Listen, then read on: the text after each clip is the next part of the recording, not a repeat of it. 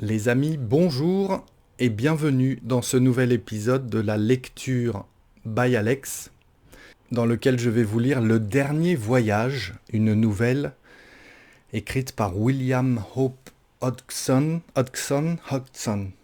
Excusez par avance ma prononciation des noms propres anglais que nous allons rencontrer dans cet épisode. N'hésitez pas, évidemment, vous m'écoutez raconter cette histoire, mais n'hésitez pas lors d'une seconde lecture de la vidéo peut-être à lire à voix haute avec moi le texte. Évidemment, je vais l'afficher à l'écran, donc vous pouvez aussi lire à voix haute avec moi ou sans moi, hein. Vous coupez le son lors d'une deuxième lecture et vous lisez le texte à voix haute, mais c'est un exercice de prononciation également, j'insiste sur ce point-là.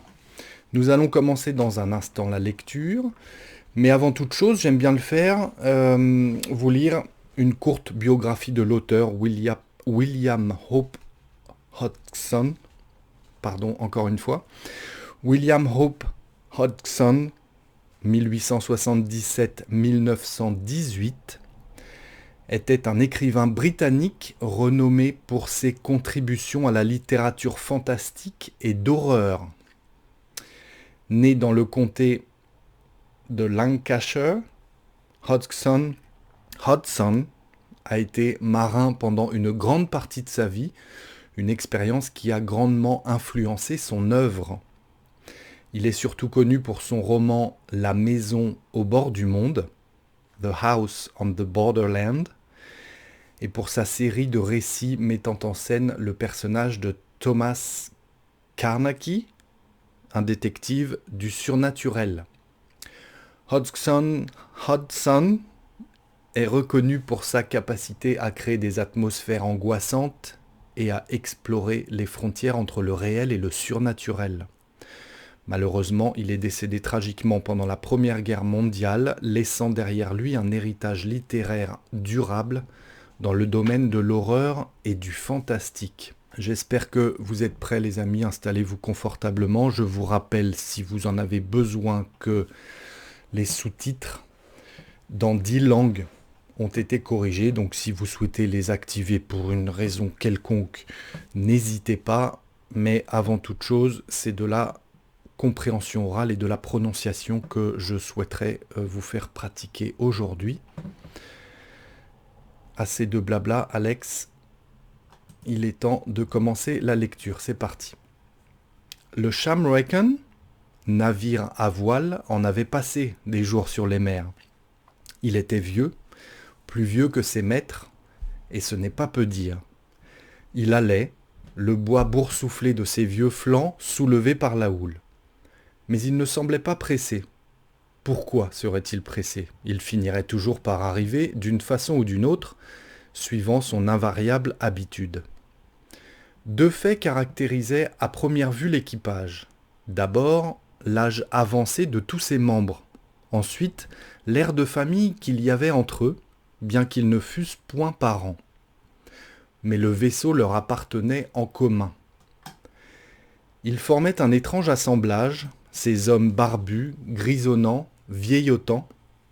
Cependant, ils ne donnaient pas, comme les autres vieillards, l'impression de n'appartenir déjà plus à l'humanité, sauf peut-être en ceci qu'ils ne bougonnaient jamais, et qu'on lisait dans leurs yeux la joie tranquille de ceux en qui toute passion est morte. Si un travail s'imposait, on n'entendait point le concert de protestations plus ou moins sourdes que n'eussent pas manqué d'émettre les matelots du type ordinaire. Ceux-ci entamaient la besogne quelle qu'elle fût, avec la philosophique soumission que l'expérience peut seule engendrer. Ils apportaient à accomplir cette besogne une espèce d'entêtement résigné, procédant de la conscience qu'il fallait bien qu'elle s'effectuât. En outre, leurs mains possédaient la maturité dans l'adresse, qui s'obtient par une très longue pratique et qui chez eux compensait la faiblesse de l'âge. Leurs mouvements étaient lents, mais infaillibles. Ils avaient si fréquemment vaqué aux mêmes tâches qu'ils étaient arrivés par une sorte de division du travail aux plus courtes comme aux plus simples méthodes. Ils venaient, nous l'avons dit, de passer bien des jours sur l'eau, encore que, vraisemblablement, personne à bord n'en connut le nombre exact. Cependant, le capitaine Abe Tombes, plus familièrement connu sous le nom de Patron Abe, en avait peut-être quelque idée. On le voyait parfois régler, d'un air solennel, un sextant énorme, ce qui permettait de conclure qu'il tenait vaguement compte des temps et des lieux. Une demi-douzaine de matelots étaient assis, placides, occupés des menus travaux habituels. D'autres s'éparpillaient un peu partout. 2 hommes arpentaient le côté sous le vent du pont des Gaillards, fumaient, échangeaient quelques mots. Un autre, assis oisif auprès des travailleurs, laissait, à de longs intervalles, entre 2 bouffées de pipe, tomber une réflexion. Un autre, installé au bout dehors du beaupré, s'efforçait de pêcher, avec une ligne amorcée d'un chiffon blanc, ce poisson qu'on appelle bonito. C'était Nosy, le mousse. Un mousse de 55 ans. Il en avait 15 lors de son inscription au rôle du Shamraken, et malgré les 40 ans écoulés depuis, il ne cessait pas d'être le mousse, car les hommes du Shamraken vivaient dans le passé. Il était temps qu'il descendît prendre sa ration de repos en vue du quart de nuit. On aurait pu dire la même chose des 3 hommes qui causaient et fumaient. Seulement, pour eux-mêmes, ils ne songeaient guère au sommeil. Un homme âgé, mais bien portant, dort peu. Et ils étaient bien portants, quoique âgés. Soudain, un des 2 matelots qui arpentaient le côté sous le vent du pont, jetant par hasard un coup d'œil à l'avant, aperçut Nosy, toujours sur son bout du beaupré, faisant balloter sa ligne dans l'espoir de donner à quelque absurde bonito l'illusion que le chiffon blanc qui servait d'appât était un poisson volant. Le fumeur attira sur ce point l'attention de son compagnon. « Il est temps que cet enfant aille dormir. »« Pour sûr, » répondit l'autre, retirant sa pipe et fixant un regard sévère sur la silhouette qui occupait le bout du beaupré. Une demi-minute, ils se tinrent là, immobiles, comme 2 images symbolisant la vieillesse qui va réprimander l'adolescence. Ils tenaient à la main leurs pipes, dont la fumée s'élevait en svelte volute. « Il n'y a pas moyen d'avoir raison de cet enfant, » disait le premier d'un ton grave et convaincu. Puis, se rappelant sa pipe, il en tira une bouffée. « Les enfants sont de bien singulières créatures, » opina l'autre, tirant lui aussi une bouffée de sa pipe. « Pêcher quand ils devraient dormir. Les enfants ont terriblement besoin de dormir. Je me souviens d'avoir été un enfant, je suppose que c'est la croissance. » Entre-temps, le pauvre Nosy pêchait toujours. « Je vais lui dire de sortir de là, » reprit le premier, et il se dirigea vers les degrés qui menaient à l'avant. « Boy !» cria-t-il, dès que sa tête fut au niveau du pont. « Boy !» Au second appel, Nosy se retourna. « Eh ?» demanda-t-il. « Sortez de là !» ordonna le vieil homme, « sans quoi, cette nuit, vous ronflerez au gouvernail. » Pour sûr, confirma son compagnon qui l'avait suivi. Descendez, boy, et vite à votre cadre. Bien, acquiesça Nosy, et il roula sa ligne. Évidemment, l'idée de désobéir ne lui traversait même pas l'esprit. Il quitta l'espar et descendit sans un mot. Quant à eux, ils recommencèrent d'arpenter le côté sous le vent du pont principal. « Il me semble, Zeph, disait l'homme qui fumait, assis sur un couvercle d'écoutille, que Patron Abe a raison. Le vieux sabot nous a fait gagner bien des dollars, et nous ne rajeunissons pas. C'est assez vrai, répondit son voisin, assis comme lui et en train d'estroper une poulie. Et il est temps que nous reprenions l'habitude du plancher des vaches, continua le premier, qui s'appelait Job. Zeph coinça la poulie entre ses genoux, réussit à extraire une chique de sa poche, mordit la chique et remit dans sa poche ce qui en restait. « Ça semble drôle quand on y pense que ce soit notre dernier voyage, fit-il, mastiquant avec force, le menton appuyé sur la main. Job, avant de répondre, tira 2 ou 3 bouffées. « Il le fallait, dit-il enfin. Je sais un joli endroit où m'établir. Et vous, Zeph ?» L'homme qui tenait la poulie entre les genoux secoua la tête. Ses regards semblaient aller à la dérive sur la mer. « J'ignore, Job, ce que je ferai quand on aura vendu le vieux sabot, comme vous dites. Depuis que Maria est morte, je ne me soucie plus de vivre à terre. »« Je n'ai jamais été marié, déclara Job, tassant au fond de la pipe le tabac qui se calcinait. Pour un marin, je trouve que c'est mieux comme ça. »« Chacun son idée, Job. J'aimais tant Maria. » Il s'interrompit. De nouveau, son regard erra sur la mer. « Je voudrais une ferme à moi. Je crois avoir gagné assez de dollars pour la payer, dit Job. » Zeph ne répliqua rien. Quelque temps, ils se turent. Tout à coup, de la porte du gaillard d'avant, à tribord, 2 hommes émergèrent. Ils appartenaient à l'équipe d'en bas. Ils semblaient plus vieux encore, si possible, que ceux des ponts. Leur barbe, blanche, mais tachée par le jus de tabac, leur venait presque à la ceinture. Au reste, ils avaient été grands et vigoureux, mais ils pliaient maintenant sous le fardeau des années. Ils s'en vinrent, la démarche pesante vers l'arrière. Quand ils furent en face de l'écoutille principale, Job leva les yeux et parla. « Dites, Néhémia, voilà Zeph qui pense à Maria et qui broie du noir. » Le plus petit des 2 nouveaux venus secoua lentement la tête. « Chacun de nous a ses peines, dit-il. Chacun de nous a ses peines. J'ai eu la mienne quand j'ai perdu ma fille. Je l'aimais tant. Elle était si bonne et si belle. Mais cela devait arriver. Cela devait arriver. Puis ça a été au tour de Zeph de connaître le malheur. Maria était une bonne femme pour moi, dit Zeph, lentement, lui aussi. Et maintenant que c'en est fini du vieux bateau, j'ai peur de me sentir bien seul, là-bas, à terre. » Le geste de sa main laissait vaguement supposer que la terre allait surgir quelque part au-delà du bastingage de tribord. « Oui, » remarqua le second des nouveaux venus. « C'en est fini du vieux bateau où j'ai navigué 66 ans. 66 ans. Comme le quitter sera dur. » Il baissa le front d'un air morne, et ses mains tremblantes firent jaillir la flamme d'une allumette. « Ça devait arriver, » répéta le plus petit. « Ça devait arriver. » Sur quoi, lui et son compagnon allèrent s'asseoir un peu plus loin pour fumer et méditer. Patron Abe et Josh Matthews, le second, se tenaient debout à la poupe. Comme les autres marins du Shamrackan, ils sentaient le poids du temps et cette blancheur qui est l'écume de l'éternité teignait leurs cheveux et leurs barbes. Patron Abe disait « C'est plus pénible que je ne l'aurais cru. » Son regard errait sur les ponts usés, mais si propres. « Je ne sais ce que je ferai, Abe, quand nous ne l'aurons plus, » répondit son lieutenant.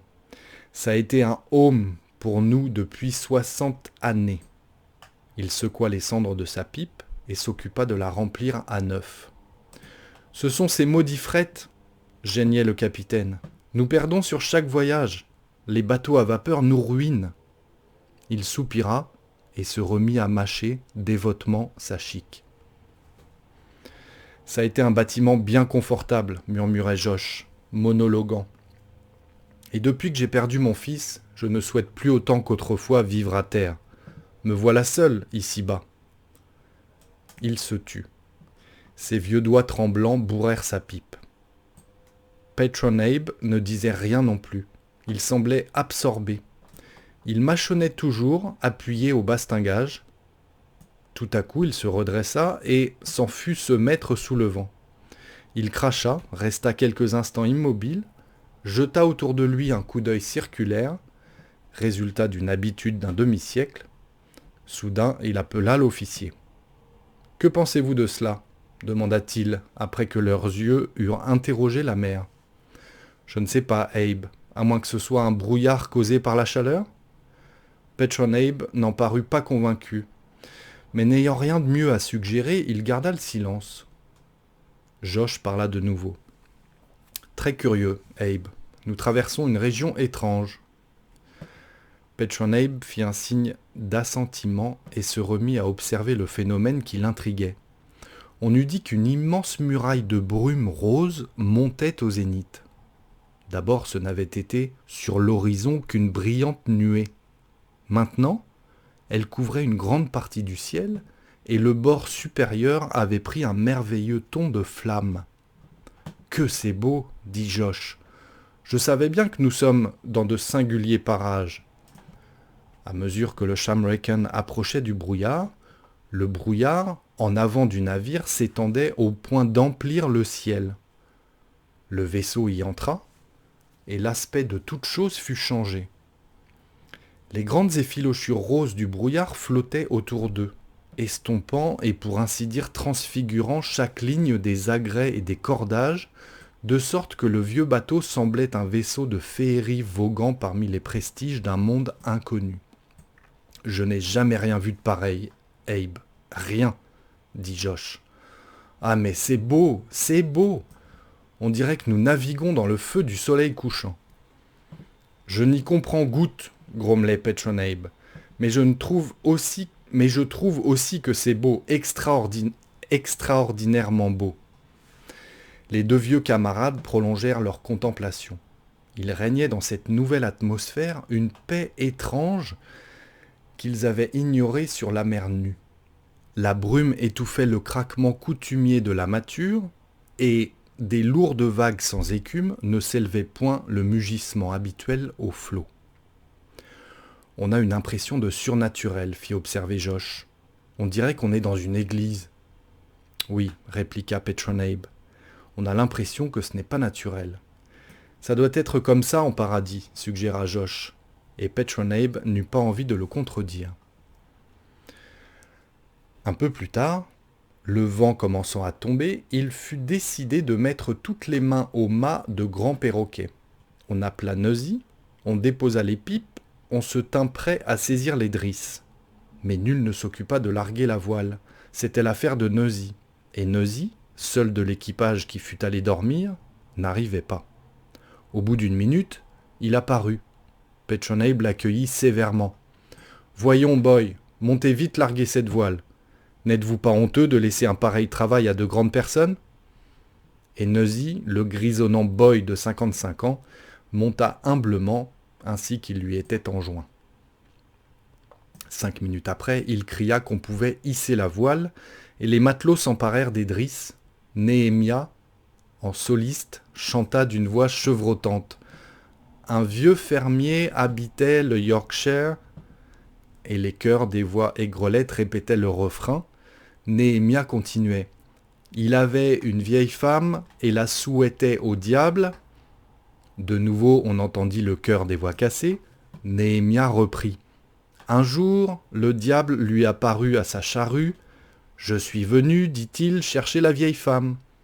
Et ainsi de suite, ils chantaient, rythmant leur effort sur les modulations de leur chant, et toujours enveloppés par l'extraordinaire brume rose qui, au-dessus d'eux, se transformait en une irradiation écarlate, de sorte que la pointe des mâts piquait un grandiose plafond de flammes. 3 diablotins voulaient enchaîner la vieille, reprit Néhémia, et le chœur après lui.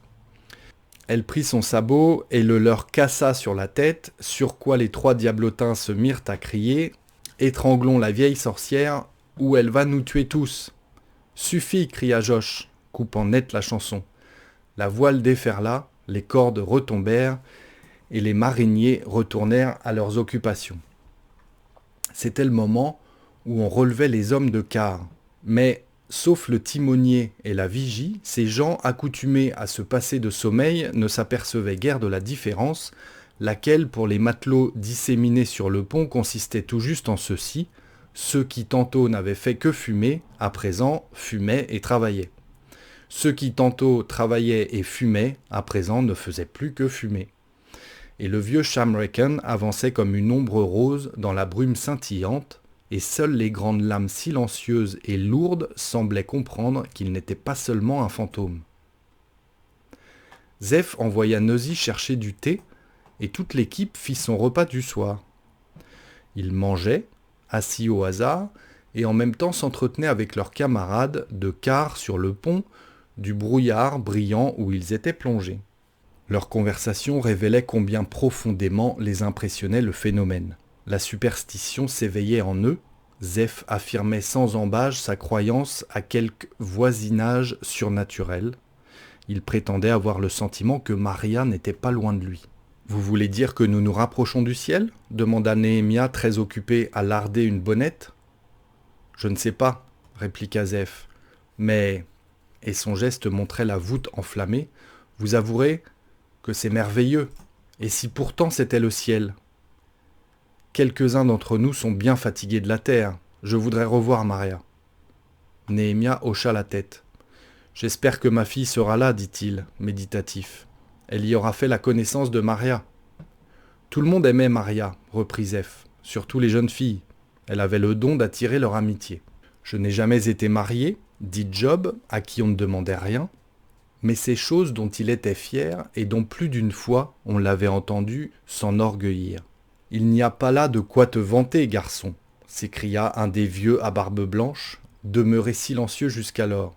Ainsi personne ne viendra à ta rencontre quand tu entreras au ciel. » C'est la pure vérité, Job, approuva Néhémia, fixant sur Job un œil chargé de blâme, sur quoi Job prit le parti de se taire. Vint le quart de 6 à 8 heures. Néhémia et le reste de son équipe s'installèrent pour prendre le thé à côté de leurs camarades. Quand ils eurent fini, ils allèrent d'un commun accord s'asseoir au gaillard et la mystérieuse atmosphère colorée où se mouvait le vaisseau absorba toute leur attention. Parfois, l'un d'eux, retirant la pipe de sa bouche, exprimait une idée qu'il avait au préalable ruminée longuement.